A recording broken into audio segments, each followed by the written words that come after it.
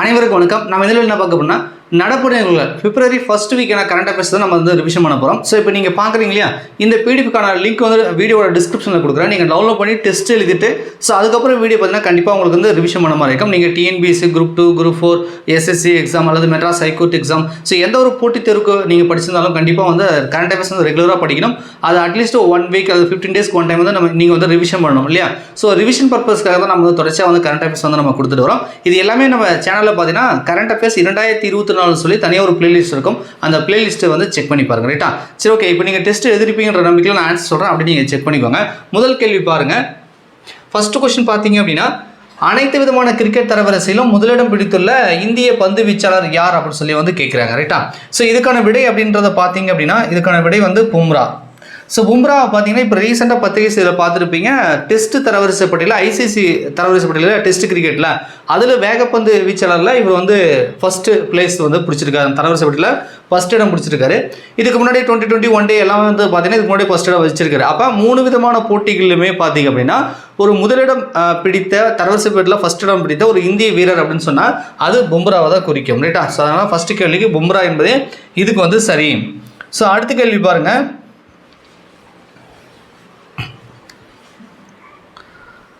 2023ஆம் ஆண்டிற்கான சிறந்த வணிக பெண்மணி விருது யாருக்கு வழங்கப்பட்டது அப்படின்னு சொல்லி கேட்குறாங்க. இதுவும் வந்து இப்போ ரீசெண்டாக கேட்கப்பட்ட ஒரு இது. ஸோ இது வந்து பார்த்தீங்கன்னா பீனா மோடின்னு இருக்காங்க இல்லையா. ஸோ இவங்க தான் வந்து 2023ஆம் ஆண்டிற்கான சிறந்த வணிக பெண்மணி விருது வந்து இவங்களுக்கு தான் வந்து கொடுத்துருக்காங்க. ஸோ அடுத்த கொஸ்டின் பாருங்கள்.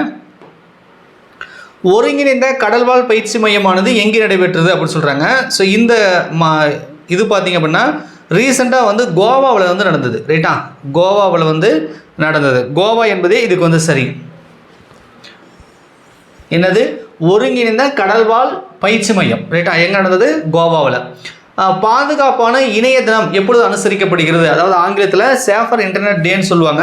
இது எப்பொழுது வந்து அனுசரிக்கப்படுகிறதுன்னு சொல்கிறாங்க. ஸோ இது வந்து பார்த்தீங்கன்னா பிப்ரவரி மாதம் 6ஆம் தேதி வந்து சேஃப் இன்டர்நெட் டே அப்படின்ற தினம் வந்து அனுசரிக்கப்படுகிறது. ஸோ அடுத்த கொஸ்டின் பாருங்கள். ஆரஞ்சு திருவிழா எங்கே நடைபெற்றது? சமீபத்தில் நடந்தது. கண்டிப்பாக பத்திரிகை செய்தியில் பார்த்துருப்பீங்க. ஸோ இந்த ஆரஞ்சு திருவிழா வந்து எங்கே நடந்தது அப்படின்னு சொல்லி கேட்குறாங்க. இது வந்து பார்த்திங்கன்னா நாகாலாந்து. ஆரஞ்சு திருவிழா எங்கே நடந்தது? நாகாலாந்து அப்படின்றதான் இதுக்கான விடை. ஸோ அடுத்த கொஸ்டின் பாருங்கள்.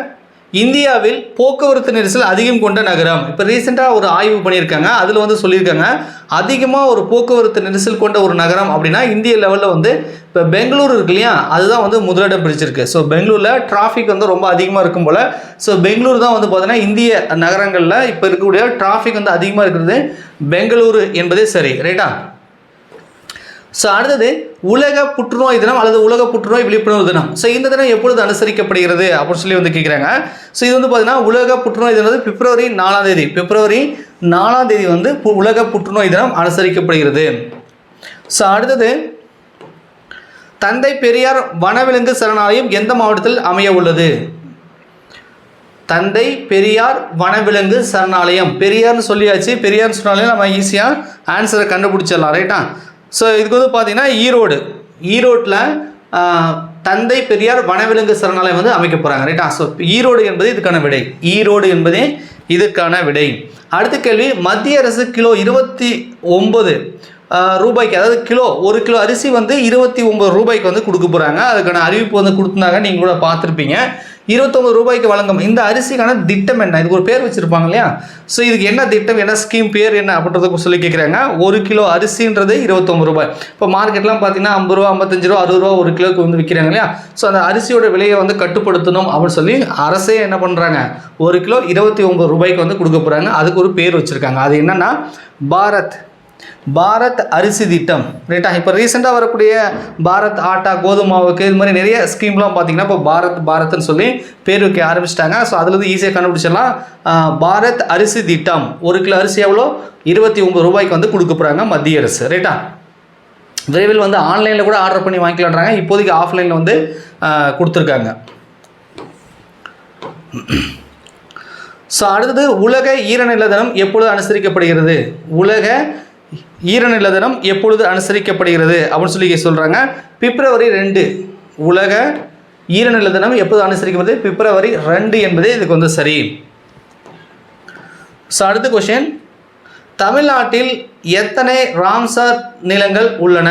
தமிழ்நாட்டில் எத்தனை ராம்சார் நிலங்கள் உள்ளன? இப்போ ரீசெண்டாக ஆட் பண்ணாங்கல்ல, ஸோ அதெல்லாம் சேர்த்தி ரைட்டா, தமிழ்நாட்டில் எத்தனை ராம்சார் நிலங்கள் உள்ளன அப்படின்னு சொல்லி கேட்குறாங்க. இப்போ தமிழ்நாட்டில் பார்த்தீங்கன்னா 16 இருக்குது. ஸோ 16. இந்த கரைவேட்டியை இப்போ ரீசெண்டாக ஆட் பண்ணாங்க, உங்களுக்கு தெரிஞ்சிருக்கும்னு நினைக்கிறேன். அதுக்கான அஞ்சல் கூட விட்டுருந்தாங்க.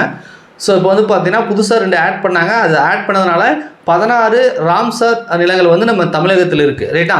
ஸோ அடுத்த கேள்வி என்னென்னா, இந்தியாவில் அதிக ராம்சார் நிலங்கள் உள்ள மாநிலம். இப்போ 2 புதுசாக ஆட் பண்ணாங்கன்னு சொன்னாலே, அந்த புதுசாக ஆட் பண்ணதுனால இந்தியாவிலேயே அதிக ராம்சார் நிலங்கள் கொண்ட மாநிலமாக நம்ம தமிழ்நாடு விளங்குகிறது ரைட்டா. ஸோ நம்ம தமிழ்நாடு தான் இந்தியாவில் அதிக ராம்சார் நிலங்கள் உள்ள மாநிலம். எத்தனை இருக்குது? 16 இருக்குது ரைட்டா. சரி, அடுத்தது, இந்திய கடலோர காவல்படை தினம் எப்பொழுது அனுசரிக்கப்படுகிறது? இந்திய கடலோர காவல்படை தினம் எப்பொழுது அனுசரிக்கப்படுகிறது?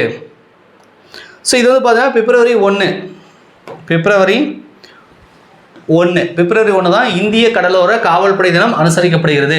விண்வெளியில் அதிக நாட்கள், அதாவது கிட்டத்தட்ட 870 நாட்கள் இருந்த விண்வெளி வீரர் என்ற சாதனை படைத்த ஓலெக் கோனோனென்கோ அப்படின்றாங்க. பேர் கொஞ்சம் வித்தியாசமாக இருக்குது. ஸோ வெளிநாட்டுக்காரர் பேர் கொஞ்சம் நீங்கள் செக் பண்ணிக்கோங்க ரைட்டா. ஸோ இவர் தான் வந்து பார்த்தீங்கன்னா விண்வெளியில் அதிக நாள் வந்து தங்கி வந்து இது பண்ணியிருக்காரு ரைட்டா. ஸோ இவர் வந்து எந்த நாட்டை சேர்ந்தவர் அப்படின்னு சொல்லி சொல்கிறாங்க. ஸோ இவர் வந்து எந்த நாட்டை சேர்ந்தவர்னா ரஷ்யா நாட்டை சேர்ந்த இவர் தான் வந்து உலகிலேயே அதிக நாட்கள் விண்வெளியில் தங்கி வந்து அந்த இது பண்ணியிருக்காரு ரைட்டா. ஸோ 878 நாள் வந்து விண்வெளியில் இருந்திருக்காரு. ஸோ ரஷ்யா நாட்டை சேர்ந்த இவர் தான். ஸோ அடுத்தது,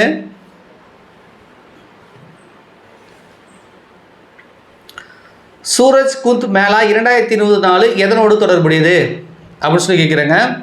ஸோ இது வந்து என்ன அப்படின்னு பார்த்தீங்க அப்படின்னா, ஹரியானாவில் நடந்துச்சு ரைட்டா. சர்வதேச கைவினை பொருட்கள் கண்காட்சி. அதாவது இந்த சூரஜ் குந்த் மேளா 2024ன்றது என்ன அப்படின்னா கைவினை பொருள் கண்காட்சி ரைட்டா. கைவினை பொருள் கண்காட்சி. கைவினைனா கையால் செய்கிறாங்கல்ல, ஸோ அந்த பொருட்களோட கண்காட்சி தான் இந்த சூரஜ் குந்த் மேளா 2024 அப்படின்றது ரைட்டா. ஸோ கைவினை பொருட்கள் கண்காட்சி அப்படின்றதான் இதுக்கான விடை. அடுத்தது,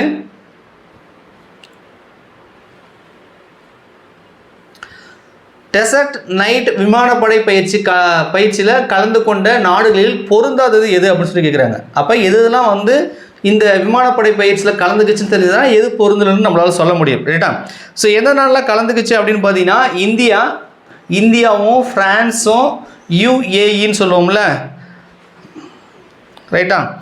ஸோ ஐக்கிய அரபு அமீரகம் சொல்லுவோம். யுஏஇனா ஐக்கிய அரபு அமீரகம் சொல்லுவோம்ல, அது இந்த 3 நாடுகள் சேர்ந்து தான் இந்த விமானப்படை பயிற்சி வந்து செஞ்சது ரைட்டா. அப்போ பொருந்தாதது எது அப்படின்னு கேட்டாங்கன்னா யூஎஸ்ஏ வந்து பொருந்தாது, அமெரிக்கா வந்து கலந்துக்கல ரைட்டா.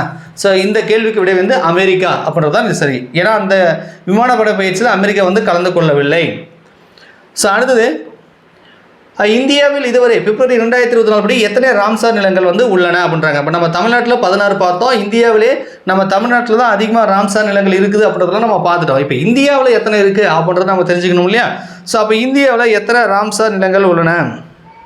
இது வரைக்கும் பார்த்தீங்க அப்படின்னா வந்து 80 இருக்குதா சொல்கிறாங்க.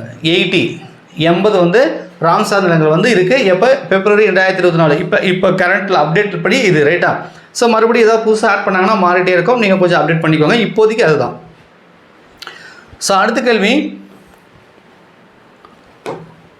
2024 கேலோ இந்தியா இளையோர் விளையாட்டுப் போட்டியில் பதக்கப்பட்டியலில் முதலிடம் பிடித்துள்ள மாநிலம் எது அப்படின்னு சொல்லி கேட்குறாங்க. ஸோ பதக்கப்பட்டியலில் ஃபர்ஸ்ட் பிளேஸ் வந்தது இந்த கேலோ இந்தியா போட்டியில் பார்த்தீங்கன்னா மகாராஷ்டிரா வந்து பதக்கப்பட்டியலில் ஃபர்ஸ்ட் பிளேஸ் வந்து வந்திருக்கு ரைட்டா. சரி, அடுத்தது, பீகார் மாநிலத்திற்கு அடுத்து ஜாதிவாரி கணக்கெடுப்பு நடத்தும் 2வது மாநிலம் எது? அப்போ ஃபஸ்ட்டு மாநிலம் அப்படின்னா பீகார் நமக்கு தெரிஞ்சு போச்சு. இப்போ 2வது மாநிலம் ஜாதிவாரி கணக்கெடுப்பு நடத்தக்கூடிய 2வது மாநிலம் எது அப்படின்னு சொல்லி வந்து கேட்குறாங்க. ஸோ இது வந்து பார்த்தீங்க அப்படின்னா ஆந்திரா என்பது சரி. ஆந்திர மாநிலம் இருக்கு இல்லையா, அவங்க வந்து ஜாதிவாரி கணக்கெடுப்பு நடத்துகிறாங்க ரைட்டா. ஸோ 2வது மாநிலமாக நம்ம அதை சொல்கிறோம். ஸோ அடுத்தது, சென்னை நீங்களாக அனைத்து மாவட்டங்களிலும் உங்களை தேடி உங்களை தேடி உங்கள் ஊரில் என்ற திட்டம் மாவட்ட ஆட்சியர் தலைமையில் எந்த கிழமைகளில் நடைபெறும் அப்படின்னு சொல்லி கேட்குறாங்க. இப்போ தமிழகத்தில் புதுசாக ஒரு ஸ்கீம் வந்து அறிவிச்சாங்க. அது பேர் தான் இந்த இது உங்களை தேடி உங்கள் ஊரில் அப்படின்னு சொல்லுவாங்க. அது என்ன சார் உங்களை தேடி உங்கள் ஊரில் அப்படின்னா, அரசு திட்டங்கள் இருக்கு இல்லையா, அந்த ஸ்கீம் அரசு திட்டங்கள் எல்லாமே பார்த்தீங்கன்னா மக்களுக்கு எளிதாக போய் சேர வேண்டும், ஈஸியாக போய் சேரணும்னு சொல்லி ஒரு ஸ்கீம் வந்து ஒரு திட்டத்தை வந்து அனௌன்ஸ் பண்ணியிருக்காங்க. அந்த திட்டத்துக்கு பேர் தான் உங்களை தேடி உங்கள் ஊரில். அது எதுக்கான திட்டம், அதாவது அரசோட நலத்திட்டங்கள், அரசோட அந்த இதெல்லாம் எல்லாமே ஈஸியாக மக்களுக்கு போய் சேரணும் அப்படின்ற மாதிரி ஒரு திட்டம் தான் இந்த திட்டத்தை அறிவிச்சிருக்காங்க. இதுக்கு என்ன பண்ண போகிறாங்கன்னா, மாவட்ட ஆட்சியர் தலைமையில் வந்து வட்டம் தாலுக்கா இருக்கு இல்லையா, வட்டம் இதில் வந்து பார்த்திங்கன்னா ஒரு மீட்டிங் மாதிரி ஒரு கண்டக்ட் பண்ணுவாங்க. அதில் மக்களோட குறைகள்லாம் கேட்டுட்டு அவங்க வந்து இது நிவர்த்தி பண்ணுவாங்கன்னு நினைக்கிறேன். ஸோ அது வந்து எப்போ பண்ண போகிறாங்க, சென்னை நீங்களாங்கன்னா சென்னைக்கு மட்டும் கிடையாது, சென்னை நீங்களாக மற்ற மாவட்டங்களுக்கு மட்டும் அறிவிச்சிருக்காங்க அந்த இது ரைட்டா. ஸோ இது எப்போன்னு பார்த்தீங்கன்னா மாதந்தோறும் 4வது புதன்கிழமை, மாதந்தோறும் 4வது புதன்கிழமை வந்து மாவட்ட ஆட்சியர் தலைமையில் வட்டங்கள் தோறும் அந்த டிஸ்ட்ரிக்ட் உட்பட்ட வட்டங்களில் மக்களை தேடி போயிட்டு ஒரு மீட்டிங் மாதிரி இது மாதிரி வச்சு அதில் மக்களோட அந்த அரசோட திட்டங்களை வந்து மக்களுக்கு வந்து ஈஸியாக இது பண்ணுறதுக்கான அந்த இதெல்லாம் பண்ணுவாங்க ரைட்டா. ஸோ மாதந்தோறும் 4வது புதன்கிழமை அப்படின்றத நீங்கள் தெரிஞ்சுக்கோங்க. கடைசி கேள்வி உங்களுக்கான கேள்வி, கண்டிப்பாக பத்திரிகை செய்தியில் படிச்சிருப்பீங்க ரைட்டா. நம்ம அத்வானி கூட பாரத ரத்னா விருது கொடுத்தாங்க அப்படின்லாம் நீங்கள் படிச்சிருப்பீங்க. இப்போ ஒரே நாளில் அத்வானிக்கு அப்புறம் ஒரே நாளில் 3 பேருக்கு வந்து பார்த்தீங்கன்னா பாரத ரத்னா விருது வந்து அறிவித்தாங்க. அந்த 3 பேரோட பெயர் தெரிஞ்சது அப்படின்னா மறக்காமல் கமெண்ட்ஸில் கமெண்ட் பண்ணுங்க ரைட்டா. ஸோ உங்களுக்கான கேள்வி என்னது, சமீபத்தில் ஒரே நாளில் 3 பேருக்கு வந்து பாரத ரத்னா விருது அறிவிக்கப்பட்டது, அவர்கள் பெயர் என்ன? 3 பேருக்கு பாரத ரத்னா கொடுத்துருக்காங்க, ஒரே நாள் அறிவிச்சாங்கப்பா. அந்த 3 பேர் யார் யாரும் தெரிஞ்சது அப்படின்னா மறக்காமல் கமெண்ட்ஸில் கமெண்ட் பண்ணுங்கள். வீடியோ பிடிச்சா மறக்காமல் லைக் பண்ணுங்கள். இப்போ வந்து இந்த கொஸ்டின் பேப்பர் ஏற்கனவே கொடுத்துட்டேன் இல்லையா. ஸோ நீங்கள் டெஸ்ட் எழுதிட்டு இப்போ நான் ஆன்சர் சொல்லும்போது நீங்கள் செக் பண்ணிட்டீங்கன்னா உங்களுக்கு ரிவிஷன் பண்ண மாதிரி இருக்கும். ஸோ இதே மாதிரி அடுத்தடுத்து வந்து உங்களுக்கு வந்து கரண்ட் அஃபேர்ஸ் வந்து ரிவிஷன் பண்ணுற பர்பஸ்க்காக நம்ம தொடர்ச்சியாக வந்து வீடியோக்கள் கொடுத்துருப்போம். ஸோ நீங்கள் டெய்லியுமே கரண்ட் அஃபேர்ஸ் படிங்க, ஒரு 10 நிமிஷம் 5 நிமிஷம் ஸ்பெண்ட் பண்ணி டெய்லியும் கரண்ட் அஃபேர்ஸ் படிங்க. அதை ஒரு 1 வீக் அல்லது 10 டேஸ்க்கு வந்து ரிவிஷன் பண்ணணும் அப்படின்னா நம்ம விண்டெக்ஸை வந்து நீங்கள் ஃபாலோ பண்ணி ரிவிஷன் பண்ணிக்கோங்க. எல்லா கரண்ட் அஃபேர்ஸ்க்கான பிடிஎஃப்பும் பார்த்தீங்கன்னா நான் ஒவ்வொரு வீடியோவோட டிஸ்கிரிப்ஷனில் வந்து பிடிஎஃப் லிங்க் அட்டாச் பண்ணியிருப்பேன், நீங்கள் டவுன்லோட் பண்ணி நீங்கள் டெஸ்ட்டை வந்து எழுதி பார்த்துக்கலாம் ரைட்டா. ஸோ இது டெஸ்ட் எழுதி பார்க்குற பர்பஸ்க்காக தான் நம்ம கொடுக்குறதே மெயினாக. கண்டிப்பாக வந்து பிடிஎஃப்லாம் டவுன்லோட் பண்ணி டெஸ்ட் எழுதி பாருங்கள். உங்கள் மொபைல் அல்லது லேப்டாப்பில் இந்த பிடிஎஃப்லாம் டவுன்லோட் பண்ணி சேவ் பண்ணி வச்சுக்கோங்க ரைட்டா. நன்றி, வணக்கம்.